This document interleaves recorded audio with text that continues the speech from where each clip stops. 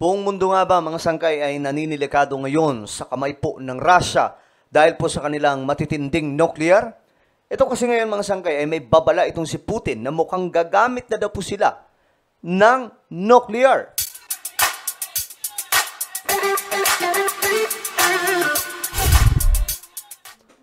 Alright guys, magandang oras po sa lahat ng mga solid sangkay, sa lahat po ng ating mga kababayan na nanonood ngayon. Mga sangkay, ito pandaigdigang balita po tayo patungkol po dito sa breaking news, no? International.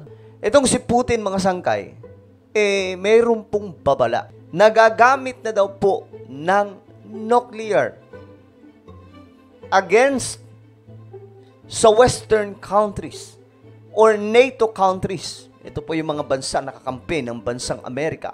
And of course, kasama po dyan yung US. Ngayon, mga sangkay, mukhang ito po ay nakaka-alarma kasi ang Russia po ay mukhang natatalo po sa digmaan pagdating po sa mga kasundaluhan nila at kinakailangan na po nila humingi ng tulong sa North Korea. So sabi ko pa nga, mga sangkay, nakaraan ng nuclear, ginagamit po yan sa mga no choice na situation. At sa pagkakataong ito, mukhang no choice yung Russia. Pwede po nilang gamitin po talaga ang nuclear. Pag-usapan po natin yan. Anyway, before tayo magsimula, pakisubscribe po muna yung ating YouTube channel. Ayan po, 1.35 million subscribers na po tayo dito. So sa mga hindi pa po nakakapag-subscribe, i-click nyo po yung subscribe button. Makikita po yan sa baba ng video na to. Alright? Sa mga nanonood po sa Facebook, i-follow nyo rin po yung ating Facebook page. Ngayon, ito kasi ang balita mga sangkay. Putin issues a warning to United States with new nuclear doctrine.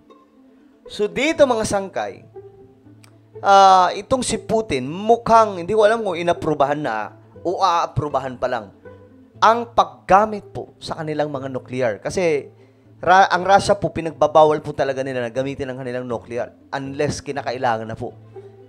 So, kinakailangan magdeklara muna gumawa muna ng parang batas po ata yun, yung Russia para po gamitin yung kanilang mga nuclear weapons. And we know how powerful mga sangkay yung mga weapons ng Russia. Okay?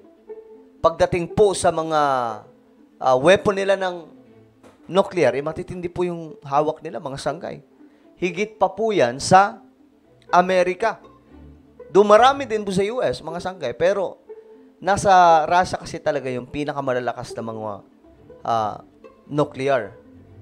Ngayon, ito mga sangkay, ayon po dito, Russian President Putin lowered the threshold for a nuclear strike in response to a broader range and conventional attacks. And Moscow said Ukraine had struck deep inside Russia with US-made missiles. Ito mga sangkay na desisyon ni Putin ay kasunod po ito ng approval ng Amerika na gumamit na daw po ang Ukraine ng kanilang mga missile. So ayon po dito mga sangkay, Putin approved the change days after 2 U.S. officials and a source familiar with the decision said on Sunday that U.S. President Joe Biden's administration allowed Ukraine to use U.S.-made weapons to strike deep into Russia. Sabi dito mga sangkay, itong desisyon pala ni Putin na paggamit po ng kanilang mga nuclear ay kasunod po ng desisyon din ni Joe Biden, presidente po ng Amerika, na i-allow na po yung paggamit ng mga missile na gawa po ng Amerika papunta po sa loob mismo, sentro po ang Russia.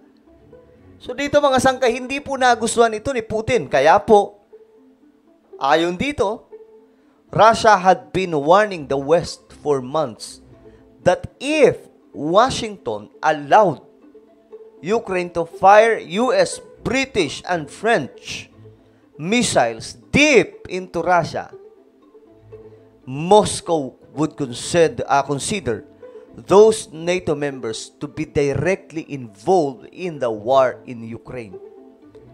So, hindi din po talaga basta-basta ito mga binitawang salita ni Putin, mga nakaraang mga buwan.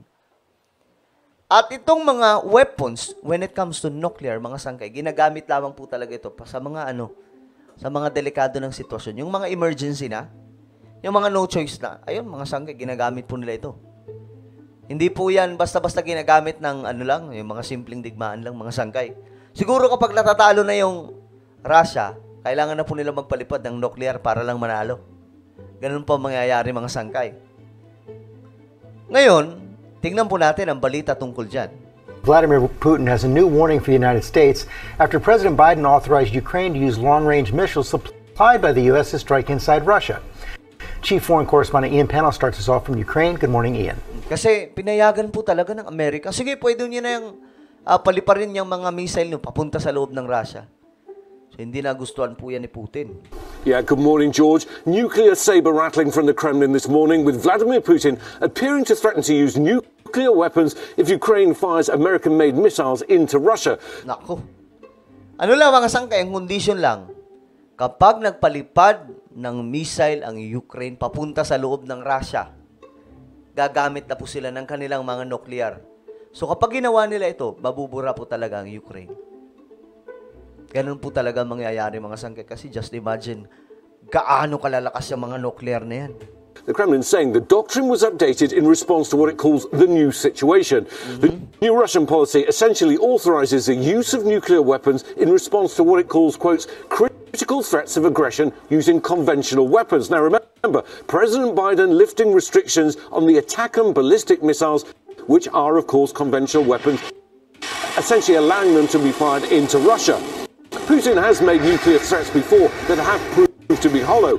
A senior Ukrainian military source telling me this is blackmail, but also warning nuclear weapons are a Pandora's box that shouldn't be opened. This move likely aimed as much at President-elect Trump, who's promising to end the war when he takes office, but it'll make that all the harder. Meanwhile, Russia again escalating attacks inside Ukraine, striking an apartment block in the north, killing 9, including a child. And for all the Okay.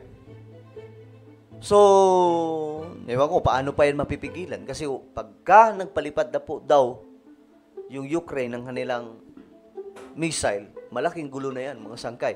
Baka doon na po talaga mag-umpisa yung World War III. Huwag naman po sana. Kasi, yun lamang po yan, mga sangkay, yung magiging way lamang po para matuloy ang ikatlong digmaang pandigdigan. Kapag ka may magpalipad na po ng nuclear, syempre, hindi naman siguro papayag yung mga nakapaligid ng mga bansa, mga sangkay sa Europe. Natitingnan lamang po nila ang Ukraine, mga sangkay, na napupulbos po ng Russia pag ginamitan po ng nuclear. So dito, mga sangkay, ayon po sa report, mukhang inaprubahan na po ng batas ng Russia na gumamit na po ang Russia nitong kanilang mga nuclear weapons. At ito po ay nakakabahala, mga sangkay. Ang pinakamalakas po na nuclear ng Russia ay yung tinatawag na Satan II nuclear. Yan po yung pangalan. Kaya ang tinawag nila, mga sangkay, Satan II, dahil yun daw po yung pinakamalakas na nuclear sa buong mundo. So, yan ba yung gagamitin nila sa Ukraine, mga sangkay? Well, ano po ang inyong mga opinion, mga sangkay? Just comment down below. Meron po tayong isang YouTube channel. Ito po ay Sangkay Revelation. Hanapin nyo lamang po ito sa YouTube, mga sangkay. Kapag nakita nyo na, i-click nyo po yung subscribe, i-click ang bell, at i-click nyo po yung all. Magaganda po yung topic natin dito. Alright, so ako na po ay magpapaalam. Mag-iingat pong lahat. God bless everyone.